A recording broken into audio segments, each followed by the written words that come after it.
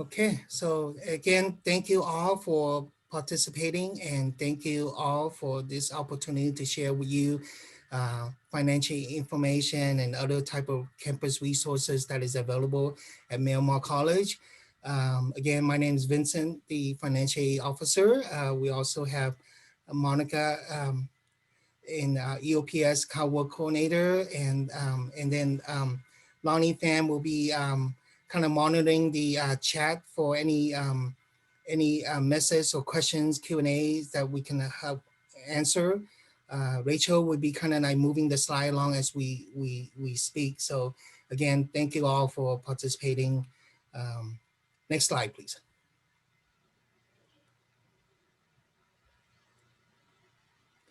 So today's topic, we're going to talk about financial resources through the FAFSA and the DREAM Act application. I also want to talk about the financial processing flow, as well as some important information that students should know about financial aid, and then covering some of the other resources such as EOPS, Calworks, CARES, Next Hub, Food Pantry, and Student Health Services as well too. Next slide.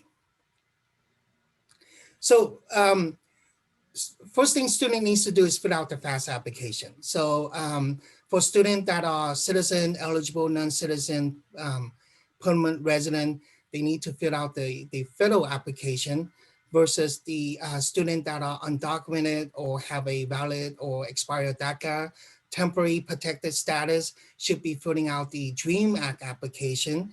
And the application is always available October 1st of every year. So right now, currently, we are working on the 2020-21 application.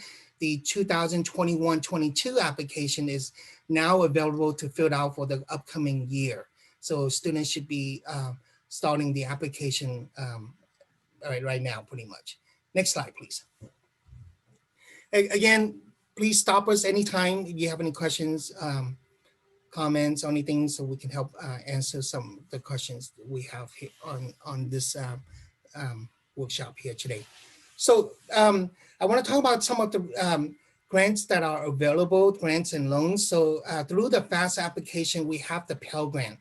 And this year's maximum Pell Grant for somebody enrolling in full-time, which is 12 units or more, pretty much can qualify up to $6,195 per school year.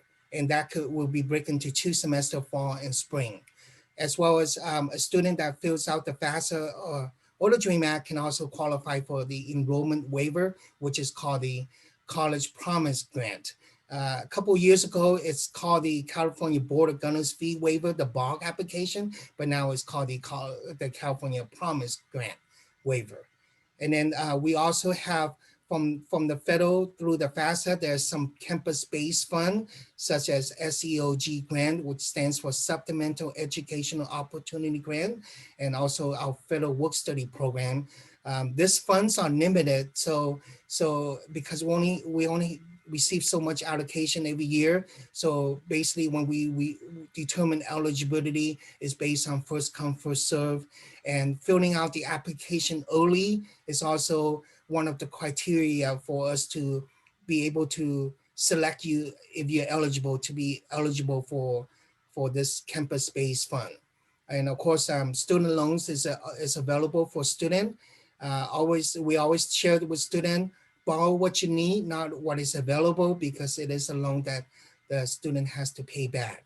There is also the Parent Plus loan, where a dependent student, parent of a dependent student can also take out a parent loan to help their child pay for their education as well too. So that is also an option for the student through the FAFSA application. And then Cal Grant is also available. And then through the Cal Grant program, students that are eligible for a Cal Grant, they can also be eligible for what's called the Student Success Grant as well too. And then there's also through the state, there's the Chafee Awards for students that are foster student or former foster youth, or in the ILP program, which is the Independent Living Program, can also qualify for the Chafee Awards as well too. Next slide, please. So earlier, what we mentioned was mostly part of the FAFSA, which is the federal aid, and then there is also through the FAFSA, there's the state aid program as well too. So as you can see, there's the Cal Grant A, B, and C. Many students that are eligible for Cal Grant A, it's automatically if they're attending a community college like Miramar College, and they're eligible for Cal Grant A, it's automatically being reserved for them until they transfer to a 4-year college, because that Cal Grant A mainly is to help pay for tuition and fee. So we're a community college, so we don't have tuition and fee, we have enrollment fees. So when the student is eligible for a Cal A, it's on a reserve until they transfer to a 4-year college. The Cal Grant B and C is what we pay at a community college for those who qualify. So it will help them pay, basically the funding will help them pay for books, supplies, material, things like that. Okay. And then and then the college promise waiver, which is also help waive the enrollment fee for those who qualify. And then as I mentioned earlier, the student success completion grant, for those who qualify for the Cal Grant B or C, they will also get the student completion grant funding as well too, to help them with books and supply as well too. And then as I mentioned about the Chafee Award for foster youth or former foster youth, those students will be able to apply for those grants as well. Next slide, please. So I want to share about the deadlines. So usually, again, October 1st is when the application is available. Again, the 2021 is currently, we are processing 2021 application right now, and the 21-22 school year application is right now available as of October 1st, and the FAFSA government is actually taking in application right now. So, and then students should be applying for the Cal Grant before the March 2nd deadline, especially high school student. Most of the time nowadays, the schools are able to electronically submit their GPA information to the California Student Commission before the deadline. And what the California Student Commission will do with the GPA is link it to a FAFSA application. So when they have a FAFSA turning before March 2nd, and they have a GPA submitted by the high school or the college, then they will use that information, the California Student Commission will use that information to determine if the student meets the qualification to be the next Cal Grant recipient. At a community college, we also have the September 2nd deadline for mainly for students that already have college units. The state of California gave us the deadline of September 2nd. So we have another submission on September 2nd to submit all our college students' GPA to the commission. And again, the California Student Commission will use that information to determine if the student will be eligible for the Cal Grant program. So we will, at Miramar College or SDCCD, we pretty much will submit all our students that have at least 24 units completed, their GPA to the commission. And then, like I said, once they receive the GPA, they will link it to a FAFSA application and then determine the student's eligibility for the Cal Grant. Next slide, please. So here I want to just kind of share about how the process and the flow works. So we start out with this kind of like a pyramid. And next slide. So we have the student on one side and Miramar on the other side, and then on top is the processing center. So for the FAFSA or the DREAM Act application, this is kind of how it kind of works. Next slide. So the students fills out either the FAFSA or the DREAM Act applications, and of course, submitting online is the best option. Submitting online, the application has a skip tracing. It checks for errors, and if you answer yes to one question, it might skip you to the second part of the question. So it has a skip tracing So it will make this streamline some of the application process. So the student submits the application again, whether it's a federal application or the DREAM Act application, to the processing center. And then from there, next slide. Um, from there, we will receive the information from the processing center. So what we get is what's called the ISO record. And the student, by submitting the application, the student will also receive the student aid report. So when a student submits it on October 1st, that doesn't mean that the school will receive the application in the next couple of weeks, because as I mentioned earlier, we're still working on this year's application, 2021. So somebody submitting the 21-22 application, it's kind of, we're loading in records right now, but we haven't rolled over the new year application yet. So it's kind of like sitting in our record until we start rolling the new year 21-20 school year. So right now, student just needs to submit the application. Again, October 1st is when the application is available. So the processing center, it will take a couple of days for them to receive confirmation that they have submitted the application. But like I said, for the new application 21-22 school year, even though they have submitted, we won't do anything to it until we actually start the new year 21-22. But for the current year 2021, if somebody submits the application, we're loading records every week right now, or almost 2 to 3 times a week that we will receive their records. So usually a timeline for this initial process will take about a week and a half to 2 week processing. Next slide, please. So once we receive the student record, we start notifying the student.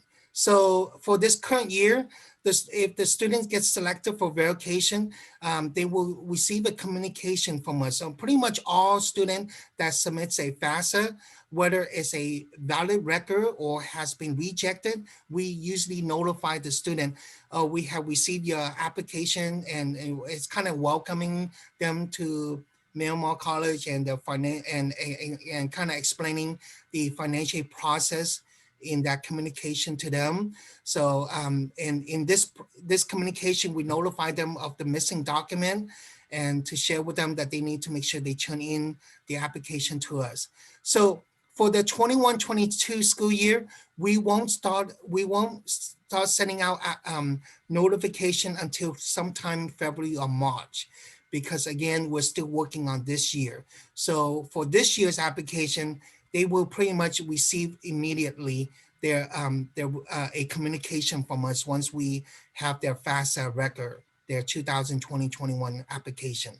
So within a couple of weeks, they should be receiving a communication from us, and they need to start turning in any missing documents they have pending on our record, so that we can further review their eligibility. Next slide, please. So student turns in the missing documents to us. Next slide, please. And then this is where right now because for student that needs to turn in missing document to us, our processing review usually about a month and a half processing timeline. Right now, for this current year, 2021, we're pretty much up to date as far as reviewing files. So we're looking about a 2 to 3 week turnaround for this year's application. But again, for next year's application, 21-22, as I mentioned, we haven't started loading in records yet, and we haven't started notifying students, but it won't be done until next year. Sometime in March is when we start notifying students. But during our peak time, the processing review time can take up to 2 months. So, and we review file based on date order as it comes in.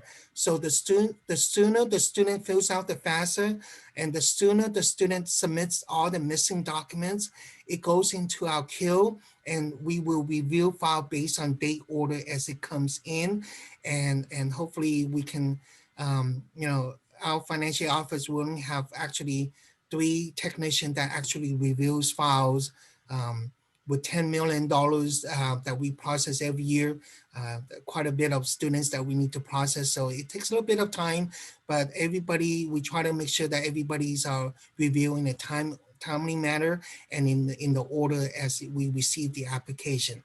And for those who qualify, as I mentioned earlier, they may be eligible for the Pell Grant, work study, and if they're interested, they can take out the student loan to help them pay for college as well.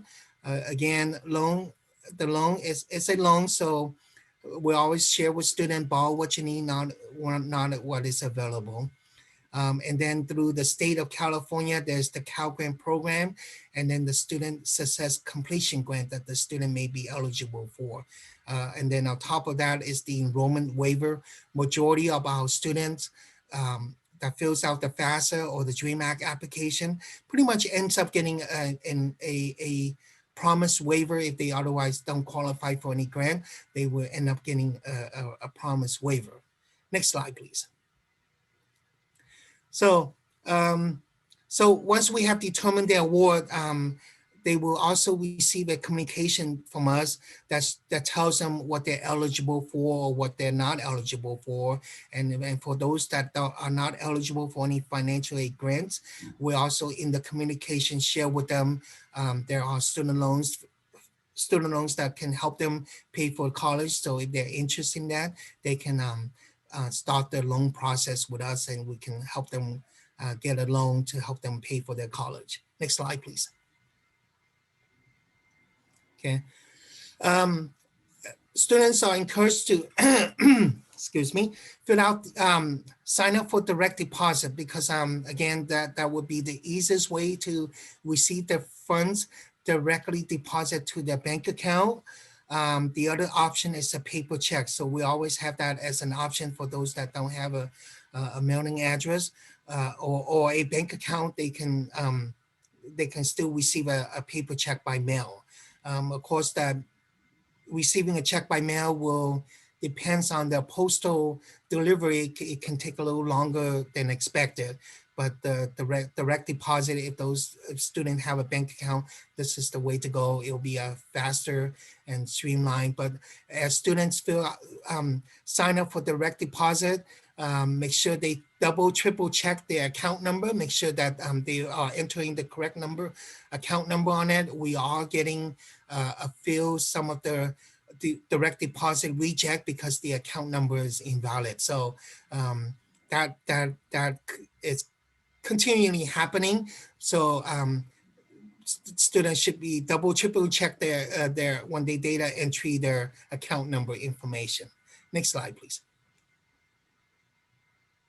Okay, so that whole process usually will take about again a month and a half to 2 month processing. Some things students should know, and this is very important. Student can enroll at SDCCD. They can enroll in all 3 campuses, CD, Mesa, and Miramar. But only one college can process their financial aid, and it is coded in our campus solution, PeopleSoft, their main campus of record, and that code will determine that college will be processing their financial aid. So if Miramar is their campus of record, they can still enrolling in all 3 campuses, and we can still Miramar can still be the school that will process their financial aid too. Keep in mind, satisfactory academic progress. Students should be making good progress so that their financial aid doesn't get disqualified. Getting bad grades, GPA below 2.0, or not completing the units that we paid them for, or reaching the maximum time frame. And the reaching the maximum time frame, it's 150% of their program study. So for example, if their program of study requires them 60 units to transfer, 150% of that is an additional 30 units. So that means that their cap, that they can only get financial aid up to 90 units at a community college for that program. So when a student doesn't meet this satisfactory academic progress, which is the three component I mentioned, the GPA, completion of the classes, and the maximum timeline, can disqualifying them from getting financial aid. But we do have an option for students to go through the appeal process. So again, we're not here to deny their financial aid. We want to help them out as much as we can. So there is that appeal process, and through that appeal petition, if they have just justified or reasonable reason that they didn't do so well, they didn't do well in their classes. Again, we're not here to deny, but whatever we can to help them, we will definitely try to help them out. But through financial aid, there are some federal guidelines that we need to comply with. So as long as we can justify, and definitely we are here to help the students. Also, the loss of college California Promise waiver, so the student can continue getting their financial aid, but they can also get disqualified from getting the enrollment waiver as well too. So there is a formula for that. Two consecutive of not doing well can disqualify them from losing their promise waiver.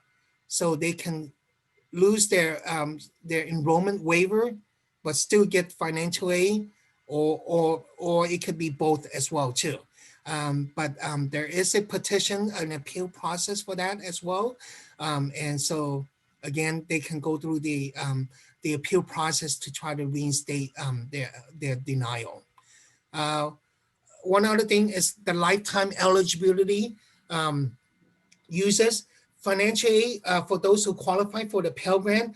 It's only the student can only qualify for financial aid of the Pell Grant up to 600%, which is equivalent to 6 years going full time. But if a student that continues going half time, it could be a 12-year timeline as well too. But a student can be disqualified from getting Pell Grant if they use up the 600%, which is this is a federal guideline, lifetime eligibility. So sometime a student that are transferring in from another college, they might already use up 400% from another college, and they're starting a new program here. The new program could require them to be to complete within an additional 2 years. So that's another 200% that they can use up. And if that student plans to transfer, they might not have any more Pell Grant eligibility if that's the case. But usually if somebody transferring in at 400% already use up their Pell Grant, they will probably end up with not meeting the satisfactory academic progress as well. So they would need to go through the petition. There are some students that have come, can you go back to that slide?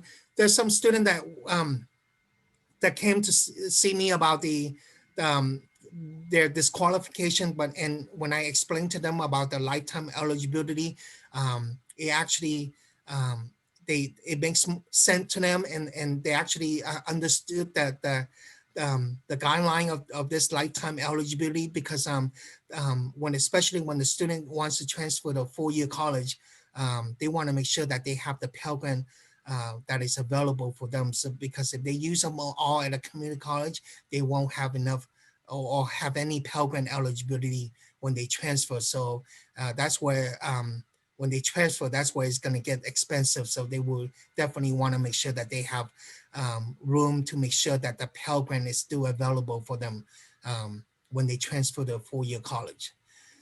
The last important information that students should know is we're part of a experimental site with the Department of Education. So through our loan program, some students may be otherwise eligible, but because we're part of this experimental site, we have set additional criteria for them that they need to meet before that they will be eligible for the student loans. So a student that are first year student might, because we're part of the experiment, if they're first year student, but they may be otherwise eligible for the unsubsidized loan, but part of this experiment, we won't be able to give them an unsubsidized loan. Uh, and the additional loan counseling, the department only requires one counseling session, which is the entrance counseling. But because we're part of this experimental site initiative, we can require students to attend additional loan counseling. And this is where, for those that that are part of this treatment group, we require them to complete additional loan counseling, which is the financial awareness counseling for them. They need to complete that before we can process their loans too. So those are a few things that the students should, and it's very important that students should know of this. And of course, again, I don't expect everybody to run with this, but know that financial here is here to help them understand the process and some of the guidelines that the students should know. So always reach out to us if they have questions. Next slide, please. Um, um, Again, scholarships is not part of financial aid, but definitely scholarship is students should always look into opportunities to apply for scholarship. Scholarships are always based on financial need as well as academic merits. It could be one or the other, it could be both, but students are encouraged to look for scholarship opportunities. I mean, if they spend a couple hours searching for scholarship, um, and end up winning a $500 scholarship, that was amazing. Spending, it's kind of working 2 hours and earning $500. But always make sure the students, if a scholarship advertisement that requires money or require you to enter some personal information, be careful with some of those scholarship scams out there. But always check our website. We always have our internal scholarship from our donors, and then we also post some of our external scholarships that we are confident those are legitimate ones, and we always post it on our website. I'm not sure if you have seen my email this morning about the Jack Kent Cook Scholarship. The deadline is early January. Students should be applying for that. Undergraduate student, if they transfer with that Jack Kent Cook Scholarship, it could be a $40,000 scholarship that they can use for their tuition and fee, and it could be for any major, and it could be for any four-year college. So make sure those that with high achievers, make sure they apply for that too. Next slide, please. Again, deadlines for scholarship varies, but it's usually between our January and February is when some of the scholarship deadlines. But check our website. Again, some depending, our donor might have certain type of criteria that they want to set. So their deadline might be a little different than other deadlines. So make sure you kind of watch the deadlines and make sure you submit before the deadline. There.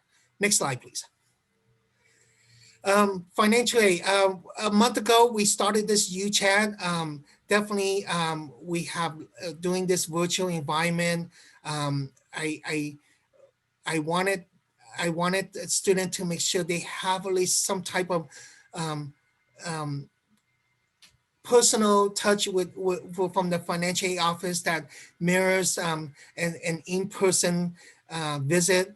So we have this UChat, live chat, and they can speak to one of our financial aid team, and so that they can help them answer some of the questions other than just an email to us and waiting for a response.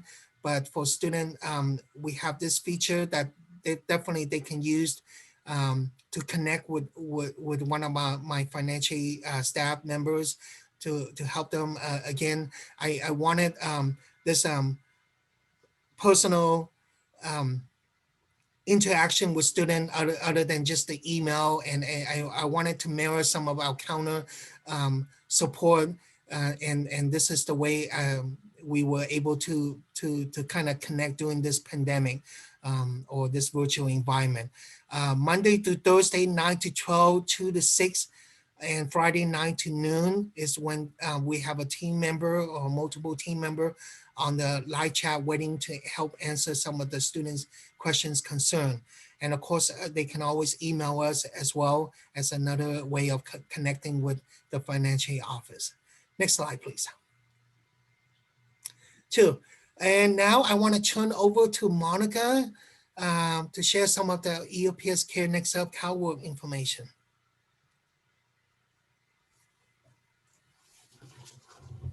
Hi, everyone. Outreach is in the house representing. Thank you for. Yes, we are. So EOPS, I'm hoping to provide you some new information, things that you don't know. I know we work closely with Outreach, so you guys might know most of this information. So feel free to ask questions as I go through this. I'd love to make this interactive, so just chime in. You can just unmute yourself, or if you want to put stuff on the chat, either way works for me. So the programs that are under our umbrella are EOPS, or in our office, our EOPS Care and Next Up, as well as Calworks. And Calworks is a standalone program. So even though it's part of our office, that program has separate funding and has separate guidelines than the EOPS Care and Next Up program. So let me start with the EOPS. All students need to be eligible for EOPS in order to assess eligibility for care and assess eligibility for Next Up. So EOPS is sort of this umbrella program. And if students are EOPS eligible, then we can figure out if they're single parents and either themselves or their children are receiving cash aid, then we can make them care eligible. And then our Next Up program is if they're EOPS students, then we check their Next Up eligibility. And for Next Up, the unfortunate thing about Next, it's a really robust program in terms that it provides a lot of support for students, but it only serves a small portion of our foster youth. And the reason for that is that students have to have been in the system at the age of 16 or later. So per legislation, they sort of set that guideline, which means that there's about 50% of students who were in the foster care system at some point who are not eligible for Next Up. We're working with the Chancellor's office to try to expand that. The federal guideline is the age of 13 for them to receive, I want to say it's the Chafees, and correct me if I'm wrong, Vince. So we're trying to get that expanded because then we'll be able to serve more students. However, if you have foster youth, even if they're not Next Up eligible, most of them are EOPS eligible. So please do refer them to our program. And the goal of EOPS is, as I said, it's a state-funded program, is the retention, completion, and transfer of students that are educationally and economically disadvantaged. So we take this really equity-minded approach in supporting the students. And the reason that we're part of this financial support presentation is that we provide some financial benefits. So at the very core, and I always like to present this to students this way, because sometimes we're known as like the program that pays for our books. EOPS at the very core is a counseling program. That's usually the piece that students learn to, and I'm not going to say learn, but become accustomed to the counseling, the way counseling is provided in our office, and that's because it's very comprehensive and it's very individualized. So we're able to really work with students closely to make sure that they are progressing towards their goal. And then on top of that, we provide some financial benefits, and I'll give you more information regarding financial benefits. Financial benefits vary from year to year, depending on our budget. And I am going to assume that we're going to have few lean years in the near future, so we may have to revisit some of our financial support. However, the counseling and the retention component of the program will always be there, regardless of the funding. With our Calworks program, and I'll talk a little bit more about EOPS and the eligibility for EOPS students in a later slide. Calworks is specifically targeted to students who are receiving cash aid. So typically they're working with the county and they're referred to our office because they're in a welfare to work program. The goal of that is economic self-sufficiency. So a lot of the students, a number of them end up going into CTE programs because they have a limited amount of time where they get support through the county for childcare, as well as some living expenses in order to be employed. And so with those students, we try to do our best to get them connected with work study opportunities, to get them into majors that are highly employable. That way, when they time out, they have the skills to find a job and be able to be self-sufficient. Any questions so far regarding the programs and the overview?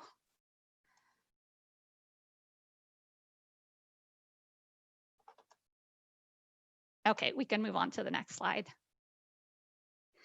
A little bit about the students that we serve. When I say low income, it's really low income. You can look at the chart down on the bottom, right? A family of four is making less than $38,000 a year. And so that's one of the things that we look at when we're looking at EOPS eligibility for the program. And as I said, with Calworks, those students are on cash aid. So their income sometimes is, I'm going to call it $0 because most of their income comes from the money that they're receiving from the county. So under $38,000, a family of four, in order to qualify, they do have to be California residents because it's a state-funded program. So we're not able to serve students that may be international students or students who may be from other states that do not have their residency established yet. In terms of the demographics of the students that we serve a little bit more females than males in our program. And then the ethnic racial breakdown, what I did on this chart is sort of compared our general Miramar College population to our EOPS population. And you can see here that with our African American Black students, our campus has a 4% of the population is African American Black, and we serve 7%. We are, and I'm gonna talk some more about our DI populations. Our Latinx students, that's an area that we're looking to grow in because our campus serves 28% and we're only serving 23%. So that's going to be an area of focus for us. Our one thing that I found that was really interesting was when I disaggregated the data for our white students. So we have 31% white students. The campus serves 35%. But if you look at the other graph, and sorry, it's so tiny, and I might have to look at a different picture so I can tell you which bar to look at. Give me just 1 second. I should have made it a little bit bigger. But if you look at the bar graph, what we did was we disaggregated our white students. And as I was looking at the data, I noticed that a number of our white students were not US citizens. And so I started looking at the data a little bit closer, and I realized that the majority of those students were actually either permanent residents, refugees, or were described as other. So I think we have a large percentage of our population is Middle Eastern, who identify themselves as white. However, they're not what I would say we typically think of a Caucasian white student on a college campus. So they have different needs, and we're trying to address. And we do have a lot of students who speak Farsi, and we have a couple staff on our campus in our office that speak Farsi. So we found that to be a need. Also, when we've looked at our Asian Pacific Islander students, we found that we serve a large population of Vietnamese students. And so we started kind of looking at our data to see, can we understand our students better? Can we figure out what their needs are? And we're realizing that there are some language needs and really addressing their cultural needs, and we're focusing on that. So as you can tell, the population that we serve in EOPS is very diverse, and as one of the original equity programs, it is important that we continue serving a diverse population. Going back to what are students, the eligibility requirements to be an EOPS, I mentioned California resident. I talked a little bit about low income, and low income, this income guidelines match the BOG B income requirements. And so that's kind of what we're looking. A student needs to be eligible for a BOG A, a BOG B, or a BOG C with zero expected family contribution in order to be eligible for our program. Monica, if I can I ask a quick question before you move on too far? And I hope this makes sense. For the data that you're talking about, that you're saying that the students who identify as white, is that because there isn't language that they have that they identify with, like white is the closest thing, or do you think it's a lack of understanding, or what really is the issue there? There is in language, and what we use, this data comes from, it's pulled from PeopleSoft, which I believe it comes from CCC Apply. Okay. It's like a PeopleSoft report that we're able to pull.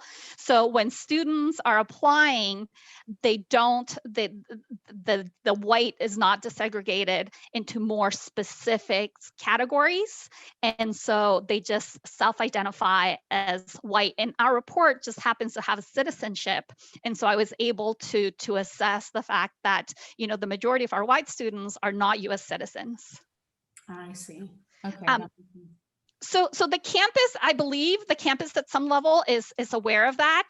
And I think we've brought it up to Victor at the district office. So I think there's a sense of awareness. I don't know if how relevant this is for Mesa and City. I would imagine that it probably is, but I think it is something that we need to figure out how to measure on our campus to have a better understanding of who our students are. And one more question. So for the income base, like that's a state I guess rule, right? Like that's, because I mean, I'm looking at this and I'm like, this is really low, but I'm sure there's students that are making maybe $200 more, and that makes them not eligible. And I know I help students who are in that situation, and it's really frustrating because they are low income. So it's just unfortunate, you know. I wish there was like a range of some sort. Me too. And this is based, and Vince might be able to jump in and give us some more information background, but this is, I think the BOG B is based on is this more of like a federal poverty level guideline, which obviously it's not realistic in San Diego County, right? Our cost of living is so high that only supporting students that are making this much money, it's ridiculously low. Yeah. However, and I feel like that's where there's this sort of like gap if we're looking not necessarily at our program, but we're looking at like institution. There's the students that that middle income, right? It's not necessarily high enough where their parents can pay for college, but it's not low enough to access some of those support services. And so I feel like Promise has done a good job in terms of like stepping in and providing that gap. But yes, no, I totally agree, Jennifer. I feel like that if that could be expanded. The only thing is our funding is also limited. So, and we're pretty much across the state at capacity in terms of the students that we can serve. So unless more money came from the state, we wouldn't be able to expand this. Okay, that makes sense. Yeah, and we have no flexibility. That we have to we get audited, so we have to stick. The other thing that happens is we do have the BOG C with 0 EFC, so that adds a little bit built-in flexibility. And I don't quite understand how the formulas work, but I think that may give some students a little bit more flexibility. That even if they're making a little bit more and they're not BOG B eligible, they may still be able to qualify for our program if they have 0 EFC. Okay. Yeah, so just to add along, that income ceiling is basically set by the state. Okay. So, so for a student that may not qualify for the College Promise state application waiver, for 4 people under 37,650, but that same student filling out the FAFSA application will end up getting a fee waiver under the box C eligibility for the enrollment waiver. So they may not qualify for the box B, but again, this same student fills out the FAFSA will end up getting a box C. 0 by EFC filling out the FAFSA. with And 0 EFC. and with $37,651 with 4 people in the household, they will end up getting, most likely would have a 0 EFC, just an estimation. So that student can still hopefully be part of the EOPS program as well too. Right. Even Or- the student that has a high income that don't qualify for the California Promise waiver, but when they fill out the FAFSA, even though they may not qualify for any grant, but most likely they will end up getting a box C waiver as well too. Yeah, for every year, the income changes, it usually goes up. So we already have the 21, 22 for 4 people. It went up from the 37,650 to 39,300 for family size of 4. So 21, 22 went up a little bit as far as the income. So it does increase every year, but we know living in San Diego, that still doesn't help. Right. Everything's more expensive, right? Inflation. Okay. Did I answer your question, Jennifer? Yes, you did. Thank you. Okay, awesome. 12 units. So we've got some flexibility on the 12 units. Our program was built to support students that are 12 units, and sometimes that could be a barrier, I feel like, because we have some students that are low income that play multiple roles, and so they may not be able to. Oh my goodness, I'm looking at the time. Reach that 12 unit minimum. And so we have a 10% of our students can be between 9 and 11.5. So we grant that to students, especially that students that we know, foster youth, homeless students. We use that, and now that has been expanded in the pandemic, where we have unlimited number of students that we can accept at 9 units. So that has been great flexibility that has been added, at least temporarily. So basically now we're looking at 9 units. And then educationally disadvantaged, right? Students need to have one educationally disadvantaged trigger. That could be that they placed, and this has changed, but they place into a developmental level course. That has changed. So now if they place into a course that it's an X course with some sort of support, we can get them into the program. High school GPA below a 2.4, if they're former foster youth, if they're part of a DI population on our campus, first generation, those are additional educationally disadvantaged criteria that we can look at to allow students into our program. And so we try to do our best to find a way to get them into the program. And then, oh, next slide. I think this is my last one. And then what are the services that we provide? I mentioned the counseling piece is at the core of the work we do. In terms of retention strategies, our students have top tier prior registrations for the first day, first time slot. EOPS students are there. We try to work hard on developing community and a sense of belonging, because we know that helps students connect, which means that they're more likely to be retained. A few years ago, we started paying for the health fee, because at some point students were getting dropped. That is no longer the case, but EOPS has continued to pay their health fee. And then the financial benefits, we have a lending program, a laptop and calculator lending program. We support students with transportation, obviously not the semester since they're not coming to campus unless they have a class, but a parking permit or a bus pass. We give them a stipend or a book credit to buy their books. And then if they're joining PTK, we provide them with honor society fees. And then if we have funding available, we'll also provide a grant that varies from year to year. It's usually spring semester. If I have extra money available, then I will give students a grant. And then in terms of contacting our office, email has been our main form of communication until very recently. And I'm going to send an email to everyone letting you know that we've established now front desk lobby drop-in hours, 2 hours a day, every day of the week. And then this is not only for EOPS students, it's going to be posted on our website. So if we have any prospective students that have questions and they want to connect with a person, then they could just drop by during our drop-in hours.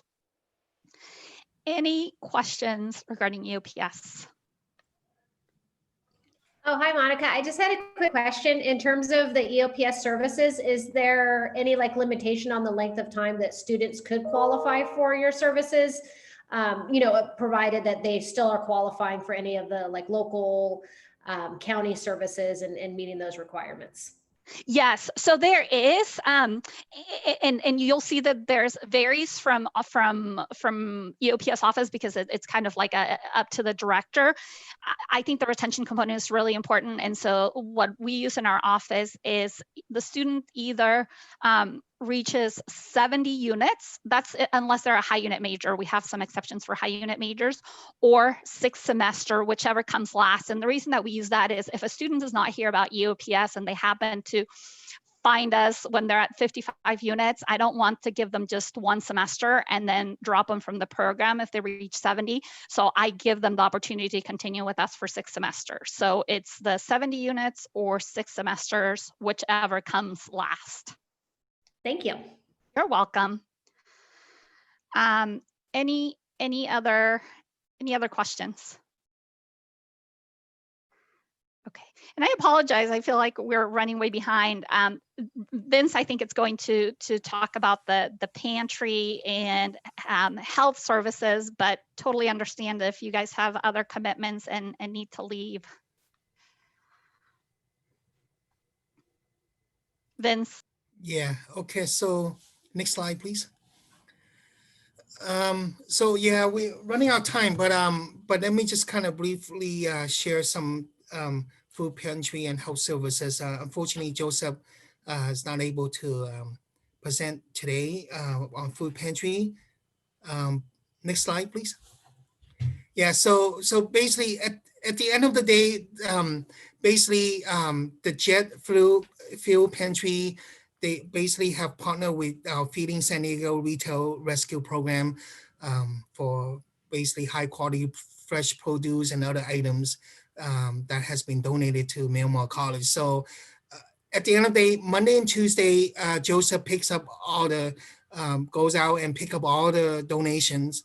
And then on Wednesday is when Joseph does the distribution on campus. So he's probably doing the distribution right now. So he is not able to attend or present this meeting. That is why.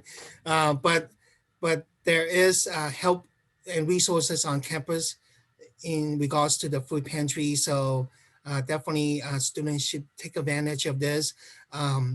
We might think of it as, expire product, but it's actually sometimes when they have a little sticker on that says expire date, it's actually best used by this date. It's more than it's what I consider. So they're not like bad or expire produce or something like that. But definitely it is. I have picked up a few items in the past, and they are pretty much very fresh and um, excellent, and definitely students should take advantage of this. But if you have additional question, please email Joseph Hankinson for more information. But Monday and Tuesday, Joseph does the pickup, and Wednesday, Joseph does the distribution. Next slide, please. Health services. So again, this is another resource on campus to help students. There is the mental health services, and everything is confidential, provide some counseling, consultation, crisis intervention, and referral. They are licensed healthcare professionals that are there to help answer questions or give out some consultation. Appointments is available. Please contact the phone number listed there or the student health center. Next slide, please. Just some of the things that they help student with, treating common colds such as minor injuries, immunization, evaluation, consultation, pregnancy tests, blood pressure screening. So definitely we have a lot of resources on campus to help students, and definitely please share share these resources to students. Or maybe you can kind of just provide some on your Canvas or something, some of this information that students can be aware of. If they might not wanting to ask, but if they can see this information, hopefully they can refer themselves to help. Let us help them out if they need help. And next slide, please. Oh yes, Monica. can I add something? This is just from being in meetings with mental health services and just general knowledge from our students. But a lot of students are struggling with mental health issues through the pandemic, and my understanding is that the mental health has not seen a peak in our campus in the number of students, and so there are ample appointments. So please do communicate with students that those services are still available even in this online environment, and encourage them to call mental health services so they could have someone to talk to, because I think it's critical. We're seeing a lot of students are just feeling really isolated, and depression and anxiety and all that stuff. So I'm thinking about outreach and the work that you guys do with Promise students, that there's probably a percentage of those students that could highly benefit from mental health services. Okay, other than that, we left with Q&A. I think we passed the 1 hour mark. So if there's anybody with questions and answer, hopefully we can questions we can help answer. Other than that, definitely the team Hey, want to Vincent. thank you. Yes. I have a question. So I have heard that there is a limitation as far as the units completion, something around 90 units if someone wants to be transferred. So does it include non-transfer units, for example, English, some of the English and math classes? Good question, Emil. So under the satisfactory academic progress, with the component of maximum time frame, the 150% timeline, there is flexibility on the remedial class, and so there is some 13 units of remedials that we can exclude, and there's unlimited ESL classes that we are able to exclude as well too. So, but other classes, it's basically total attempted units that we go by. So there is flexibility on some of the remedial classes up to 30 units, and then ESL classes we're able to exclude. Other than that, we consider we have to calculate all attempted units. Yeah. Can I do a follow-up Yes. question to that? And was your question in regards to financial aid or also transfer requirements and how many units you can transfer? It's only about the FAFSA, Monica. So the Financial aid specific, FAFSA and transfer. sure that we were covering all like the two possibilities. Yes. Okay. Any other questions? Well, then thank you all for joining us. And I hope that you found this informative and that you learned something new about our areas that you didn't know before you. Yes. Yes. Again, our team want to thank you everybody for participating. This is great. Hopefully, we'll be able to get this information across the campus so that we can share with all our students. Thank you very much. So if there's nothing else, we can go ahead and end this session. Vince and Sherilyn, can you guys stick around